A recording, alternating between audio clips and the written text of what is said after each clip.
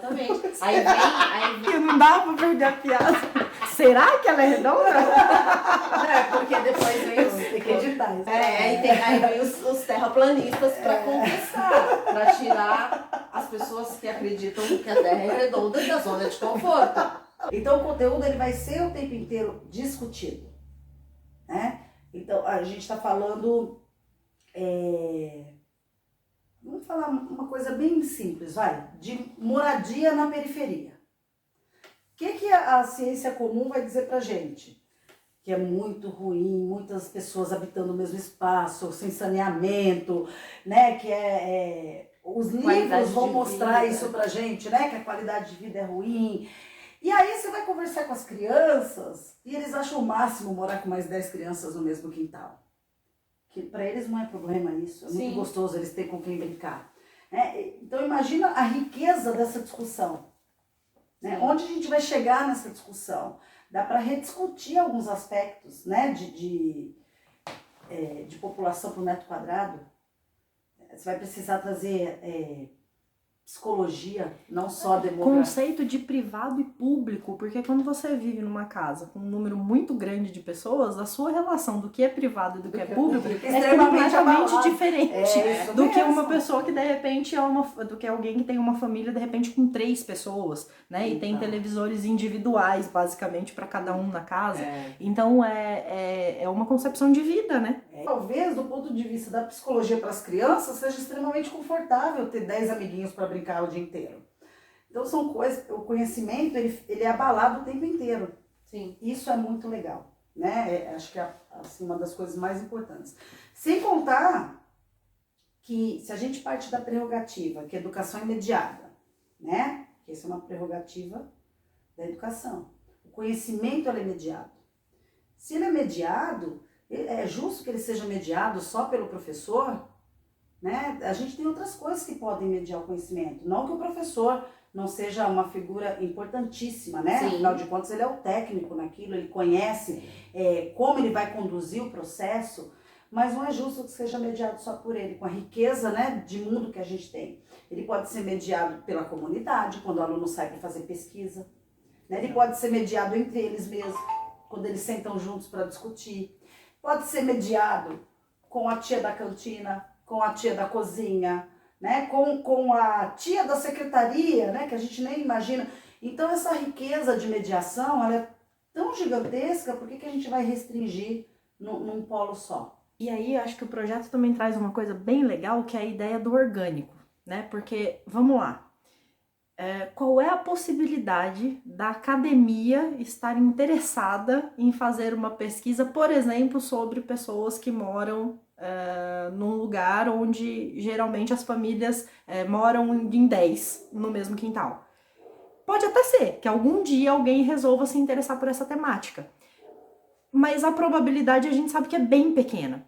Agora, se aquele indivíduo que vive nessa condição ele é despertado, né, por uma metodologia de projeto a fazer perguntas, a procurar respostas, a refletir, a olhar para o seu contexto, dali pode sair uma situação de pesquisa, de entendimento mesmo. E eu não estou falando de um indivíduo que vai para a academia fazer um trabalho formal, mas na perspectiva dele compreender o local que ele vive e decidir se aquele local precisa de transformações ou não. E aí ele passa a ser um agente muito forte mesmo, né, dessa realidade, transformador.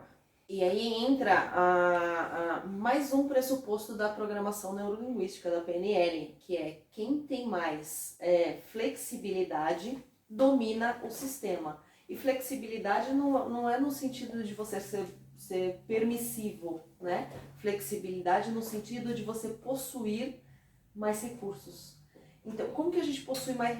E não é recurso financeiro também, né? Então, assim, a gente possui mais recurso quando a gente domina vários assuntos. Sim. Né? Então, o recurso ao capital humano também, né? Exatamente. Então, assim, o aluno que consegue conversar desde um coordenador, com um coordenador, com um diretor, a tia da cantina, né, a tia da merenda, que consegue conversar, adaptar a sua conversa e fazer perguntas, né? Assim, ele vai tendo mais recursos para dominar o sistema. Recursos até linguísticos, né? Exatamente. É interessante. E o projeto traz isso, né? Ele Traz. amplia. Eu posso a até visão. estar falando uma vez, tema de pesquisa aí para projeto, mas eu acredito que essa metodologia, né, se ela realmente foi trabalhada de forma adequada, ela vai evitar inclusive fuga de cérebros, né?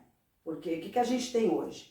A galera das grandes periferias que consegue acessar a educação superior, vai embora.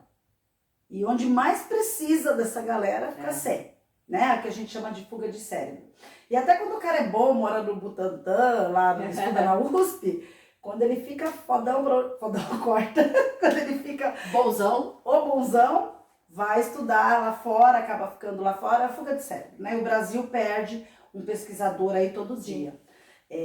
Quando você tem o estudante engajado nessa pesquisa, né, dentro ali da sua comunidade, dentro do seu espaço, com esse potencial transformador, ali, quando ele compreende que o que ele aprende não é para ele só ganhar mais e ser feliz em outro lugar, e sim para ele poder transformar o seu entorno, a gente está ganhando um cérebro ali dentro, né, naquele lugar. E aí entra tudo a ver, né, com um dos vídeos, né, que a gente vai fazer sobre a sua pegada, né, o seu legado no mundo, né? Isso. E o projeto, essa vivência que os estudantes têm com os projetos, muitas vezes desperta, né, essa missão de vida. Nossa, é aqui que eu quero mudar, é aqui que eu quero melhorar, para isso aqui que eu vou me doar, né, para essa comunidade ou para essa área da saúde, coisas que ele vai ter contato que talvez ele nunca teria um olhar mais especial, né? Sim. Se ele não tivesse participado de algum projeto. Com certeza. Aí não dá também pra gente deixar de falar das funções psicológicas superiores, né? Porque o que são as funções, né, psicológicas superiores? São as funções que são típicas do ser humano, só o ser humano tem, né? Por exemplo, planejar para agir é uma, né? O irracional, ele não faz isso, ele vai lá e age. O ser humano, ele consegue planejar, pensar, articular, voltar atrás, antes da ação. Abstrair, né? É uma função típica do ser humano, abstração. Tanto que nós somos, assim, entendedores vorazes de metáforas, mesmo sem ninguém ensinar pra gente o que é metáfora, né? A gente consegue abstrair o que está por trás daquilo. Se essas são as nossas funções, características humanas, né? E potenciais humanos, por que a gente vai desprezar só copiando o conteúdo? O projeto, ele vem para contribuir nesse sentido, que ele vai articular, né, a aprendizagem para que essas funções sejam cada vez mais elaboradas.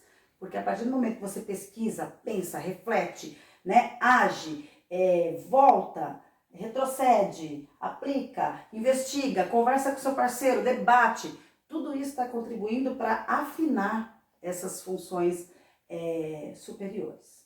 É bem interessante. Então, se a gente pensa aí das funções superiores e da mediação, só aí a gente tem um ganho enorme, né? Em termos de interação.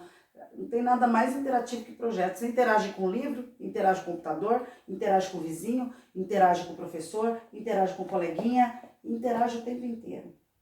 Então, daí você pode perguntar pra gente, né? Nossa, mas projeto é tão legal, por que a escola continua organizada por disciplinas? Porque a escola continua organizada por disciplinas de 45 minutos, né? Geralmente 50 minutos, aí depende. E mesmo quando tá lá no Fundamental 1, que é o professor que fica sozinho, tem uma grade curricular prescrita, que geralmente é de 45 a 50 minutos também cada aula, tá? Então não se iluda porque é um professor só, também tem a grade curricular por trás. A organização por disciplinas, ela vem para facilitar, né, a parte administrativa da escola e também para vender livro didático, né? Isso é muito óbvio.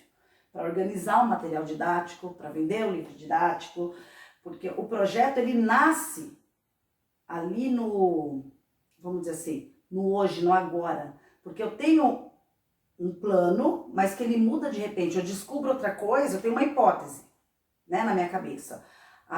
Eu acho que é isso. Pesquisando eu falo, não, não é isso.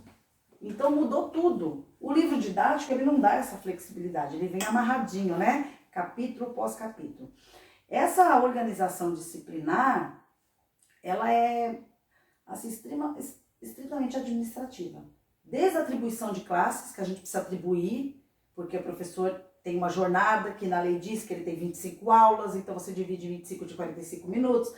É puramente de organização. Didaticamente, pedagogicamente, é extremamente prejudicial, né? Porque a gente perde a relação que existe entre as disciplinas, elas viram coisas assim, isoladas, né? A gente perde a questão interdisciplinar. Tanto que tem aluno que, dependendo da matéria, ele fala, mas por que eu tô aprendendo isso? Eu não vou usar isso nunca. Exatamente porque ele não consegue conectar. Não consegue. Fora aquele que diz, né? Você vai dar aula de barroco, ele fala, mas você é professor de história ou de língua portuguesa? Porque ele tá tão assim na cabeça dele que uma coisa é uma coisa, outra coisa é que as coisas não se misturam. E imagina que dano intelectual, porque é um dano enorme, gente, assim, é irreparável, né? Um aluno que vira para você, um estudante que vira para você e fala assim, mas você tá dando aula de história, você não é professor de português, né? Você tá falando de matemática, mas você não é professor de química? Porque eles têm essa visão, né? Quantos estudantes, gente, eu mesmo fui pro curso de química, eu quero fazer química. Eu odeio, só tem matemática nisso. Não, eu vi os nomes, né? Química orgânica, química inorgânica, física, que nossa, eu vou sair. Só tinha matemática. Ninguém tinha me avisado. E era uma relação interdisciplinar a matemática e a química. E eu me decepcionei demais. E quantos não se decepcionam, né, na hora que vão para o curso superior, que é lá onde tudo se mistura mesmo. Sim, que aí é no curso superior que o estudante vai entender que tudo está relacionado. Tudo muito triste quando você descobre essa Então, nesse sentido, de novo, né, vem a defesa aí da pedagogia de projetos. Porque se você vai pesquisar uma situação-problema, se o projeto nasce de uma situação-problema, você vai precisar de mais de uma disciplina para resolver, com certeza. Né? Você vai precisar de várias ferramentas para resolver o seu problema. Sim. E aí, quando o estudante, né, a gente também, como a Raquel bem colocou, porque a gente acaba se envolvendo no processo de pesquisa, muitas vezes você vai orientar uma pesquisa que vai, meu Deus, eu não vou conseguir orientar isso, né? Por que eu assumi isso? Por que ele escolheu outro tema? Porque assim, é tão fora da nossa área de atuação e aí é interessante, né? Porque quando a gente pega um projeto que parece que é fora da nossa área de atuação, a gente fica bem perdido. Né? Porque, na verdade, a gente não tem algumas compreensões, como conhecer profundamente o que é projeto, o que é interdisciplinar de verdade, o que é transdisciplinar de verdade, como que eu faço parceria entre disciplinas sozinho, né? Dá para fazer sem precisar do meu colega. Se eu tiver meu colega, ótimo, mas às vezes eu não tenho, como é que eu faço isso? Então, são coisas que contribuem para o professor trabalhar com projetos. O que acontece na maior parte das vezes? Né? A gente tem algumas formas de trabalho hoje em algumas redes que o professor ele complementa ou suplementa as suas aulas, né? Sim. Com projetos. Ou ele faz projeto de contraturno, ou ele tem uma grade de 25, sei lá, ele pega 20 da área e 5 ele tem que pegar de projeto. Sim. E aí ele se perde nessas 5 aulas, né? Ele deu aula 25 anos de matemática e de repente ele se vê obrigado a pegar projeto. Mas o que é projeto, né? Antes de qualquer coisa, a gente precisa saber muito o que é projeto e como que eu faço essa relação transdisciplinar, enfim, para poder atuar de forma mais efetiva com essas crianças. Né? Que a gente pode, por exemplo, falar um pouquinho mais sobre isso depois. Você deu o exemplo da 25 anos, professor de matemática, de repente ele pega um projeto que envolve arte.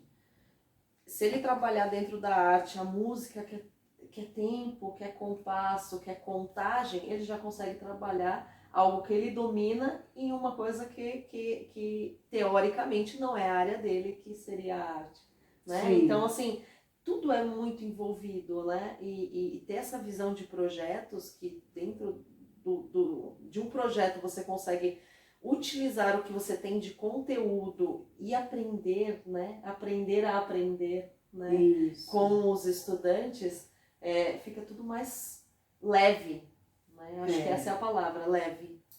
Acho que assim, uma coisa que a gente tem que tomar um pouco de cuidado, né? Porque o projeto, geralmente, ele vem como algo estanque dentro da educação. Ou como uma coisa de contraturno, ou como, sei lá, segunda-feira é dia de projeto, né? Como tá hoje aí, em muitos lugares. Terça-feira é dia de projeto. E aí ele vem como algo descolado do resto, Sim. né? Projeto não é recuperação. Acho que é a primeira coisa que tem que ficar clara. E muitas vezes ele é tratado como recuperação. O aluno está com dificuldade, o aluno está perdido, vamos fazer um projeto. Projeto é uma metodologia, né, que tem que ser incorporada na rotina da escola. E não como talvez aí a gente tenha um grande problema. Porque ele vem rotulado como uma coisa, não sei, descolada do resto. Né? É um puxadinho. É um puxadinho. É um puxadinho. E aí é isso. Gostei. Olha, o aluno está muito mal em matemática, vamos mandá-lo para um projeto.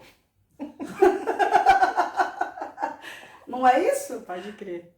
Né? Nossa, esse aluno está usando drogas, vamos mandá-lo para um projeto. Para um projeto. E aí a metodologia vira um puxadinho de recuperação paralela, contínua, sei lá que diabo é. Talvez aí seja talvez, tá, gente? Que aqui a gente pesquisa, depois a gente pesquisa junto, é tudo tema para pesquisa.